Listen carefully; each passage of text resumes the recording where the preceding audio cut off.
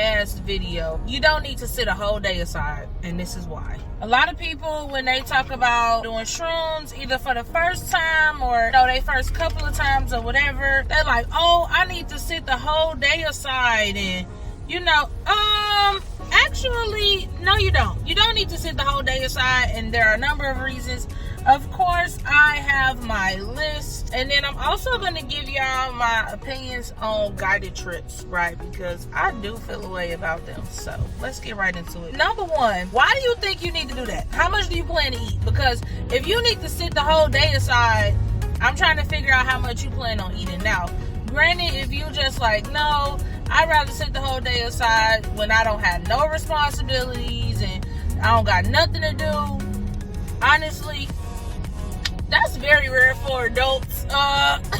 When you just got a day or days where you just not doing anything at all. I mean, it's not impossible, but when I hear that, I just hear people putting it off. Not that you're in a rush or anything, but you don't need to sit a whole day aside, because as a first timer, you probably won't do that much in order to even be high for that whole majority of the day. Like, granted, my first time I did shrooms, I did damn near 3.5 grams, and I was high for like 13 hours. That is a long ass time, especially for a first timer, but it was a very tolerable high where I was still functional. And again, as I've told y'all before, that very first time I even went to work.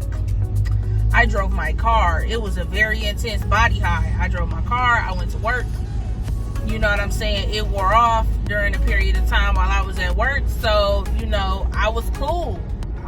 It wasn't a big deal. And then to piggyback off of that, it's like your first time, you probably only gonna do like 1.5 grams, 2 grams, which probably will have you high from anywhere between like 3 and 6 hours. I'm gonna say 8 at the most. Now, those are not definite numbers. Again, those are guesstimates, but most first timers, they trip lasts from a small amount, anywhere from like 3 to 6 hours. 8 is really pushing it.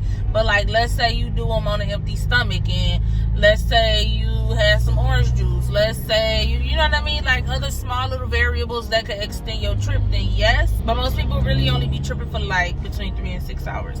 Also, do you have any activities planned? I know people be sitting a whole day aside just to do shrooms, but it's like, do you have any activities planned, or do you just plan to sit in the house and eat them and stare at the wall and see what happens? Like, I really be trying to understand, like, how are y'all planning for this adventure, this experience, this journey? And my recommendation is always to plan activities, you know what I'm saying? Like, prior to your trip, come up with like a trip playlist. Come up with like, some visuals that you might want to look at, or, you know what I'm saying? Take some recommendations from like different mushroom pages that you can find, like on TikTok, on Instagram.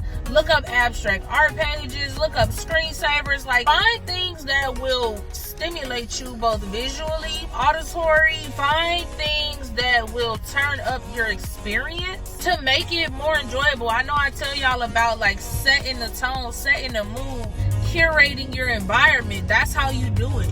Pick stuff to look at. Find a good movie to watch. Look at anime or something. I think that would definitely make for a great trip. And if you are going to sit a whole day to the side, fill your day up with stuff to do. And then last but not least, on this particular part, I want y'all to expect to be fully functional. It's not like weed. It's not like an edible. It's not going to smack the shit out of you, and you are not going to be stuck. You're going to be very much so functional. You're going to be very much so alert. You're going to be very much so up and moving. It's one of them things where it's like you really don't sleep on it. And there are advantages to that. So if you got work to get done, go ahead and pull it out. Go ahead and have it on standby. Go ahead and make sure that it's readily available, because there is a certain level of focus that you will become. What better way to capitalize on that focus than to get some shit done? I have done shrooms and edited before, and when I tell y'all I was so in the zone, Not to say that I'm not, even when I'm not on shrooms, but it's just a different level of focus that you experience. And for me, it was just very beneficial. So I very much so enjoyed it, and I'm going to recommend it to y'all. Now, my opinions on trip sitters, because I feel a few ways. So I have recommended trip sitters to y'all before. And the type of trip sitter that I'm recommending is just somebody who's experienced. Somebody who knows what to expect, knows what to anticipate, and that's a close friend to you, because the buddy system is a good thing. The buddy system is real and it works. right? If you are doing something for the first time with somebody who's already experienced, they're pretty much going to show you the ropes. They're going to make sure you good, and if shit take a turn for the worse, they're going to be right there to be like, nah, let me get you back on the right path type of shit, right? Of course, I have bullet points. Number one, I feel like nobody can tell you how to have a trip. I absolutely hate when people do that. Like, people don't need a shroom guide. Like, they don't need a person to tell them what to do, what to look at, what to, like, I can't tell a person how to have a trip. I explained this in my Shroomgenity video because even my homie was under the assumption, like, you know what, like, you gotta tell me what I'm supposed to be doing. I'm like, I can't tell you what you're supposed to be doing. Like, we're not the same person. We're gonna have different experiences. You can tell me what you feel and what you experiencing, and I can comb through that with you and be there with you, literally right next to you, but I can't tell you how to have a trip, right? And also, too, it's not a matter of babysitting. I want people to really let that go. Like, it's not a matter of babysitting at all. You're not there to stare at them and watch every single thing they do and be like, nope, you're not supposed to be doing it. Like, relax. Thanks. Like I said, you can always give a person trip advice. You know what I'm saying? Things that they should try, things that, you know, things that you like to do, or, you know what I'm saying? Different ways that they trip could be amplified, but to get them a play-by-play, nah, that's cooked. Another thing I really want to tap into is the idea of ceremony, right? Because I am not a person who has ever been to a ceremony. My perspective on shrooms is not that of like super sacredness and like, oh, I need to have like a yoga mat and a singing bowl, and it's a whole like meditative and like intrinsic experience where I need to like welcome in a spirit and have my shoes off and bow at the door. Like, that's not ever been my experience with shrooms. That, and all the research that I've done, I get that some people feel that there is a certain level of respect that should be had for psychedelic mushrooms, and that they are considered a medicine, and that there's a certain level of delicacy that should be had when dealing with psychedelic mushrooms. I understand all of that. However, that is not my experience. I've never had the opportunity to participate in a ceremony in order to have a different perspective of what ceremony is. It's kind of like going to church, right? I can go to my own church, and how my church is ran is how my church is ran. But I don't know if there are like basics or fundamentals. Like, you know, in church, you got like altar call, right? You got offering, right? Okay. You got the sermon, right? You got announcements. All of those are like staple things that you will find no matter what denomination of a church you will go to. A choir, praise dance, a praise team. You know what I'm saying? Like communion.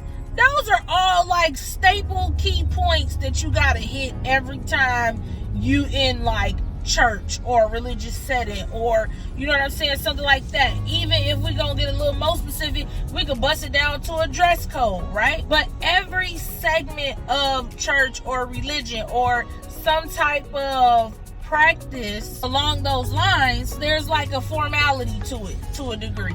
I don't know that exists for psychedelic mushroom ceremonies.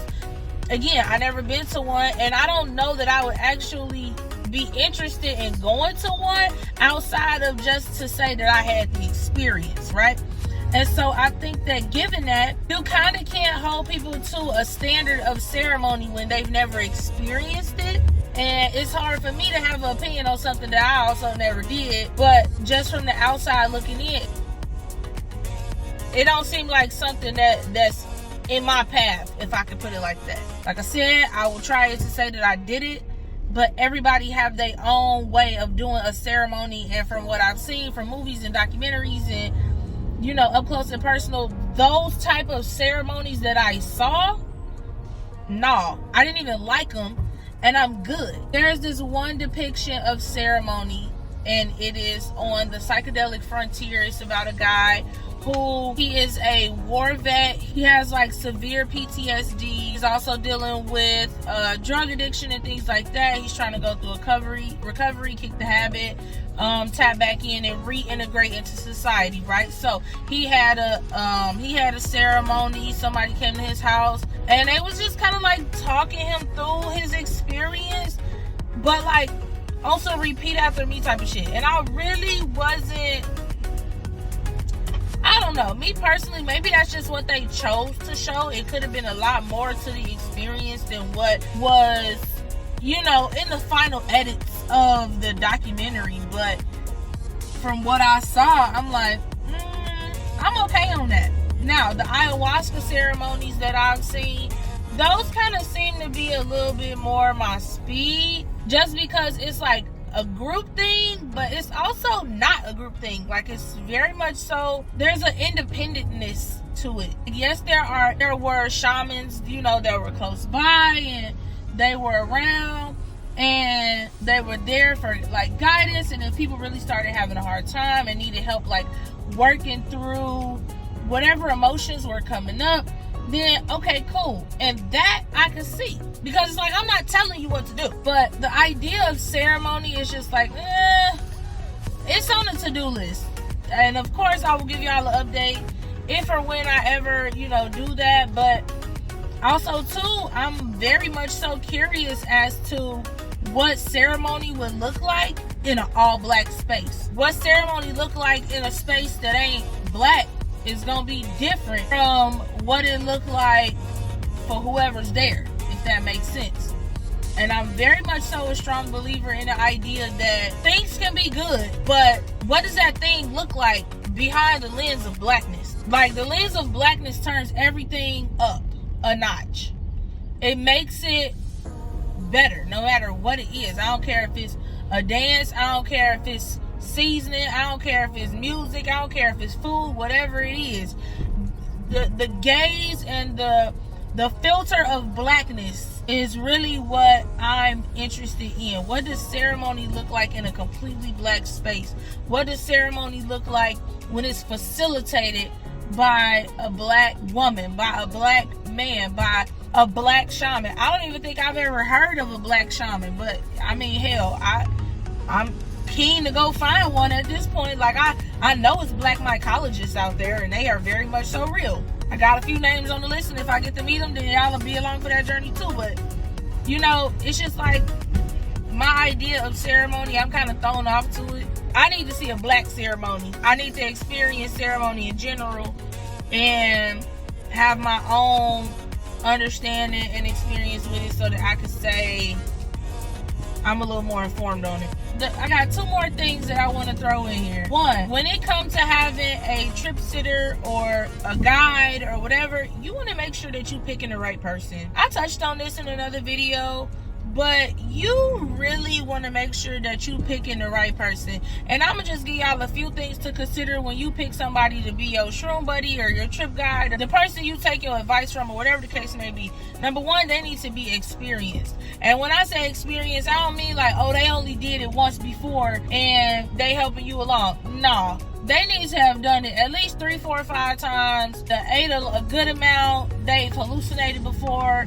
They've, you know what I'm saying, had epiphanies, the whole nine. Like, somebody who's had the full experience on multiple scopes of everything that doing shrooms entails. They need to be trustworthy. If you don't trust them to talk to them, if your trip start going sour, or if your mind starts to go on a loop, if you're not comfortable enough talking to them and really spilling out your shit, like, bro, this is really how I feel, like ABC, XYZ. If you're not comfortable enough to do that, you should consider a different person who you choose for your trip.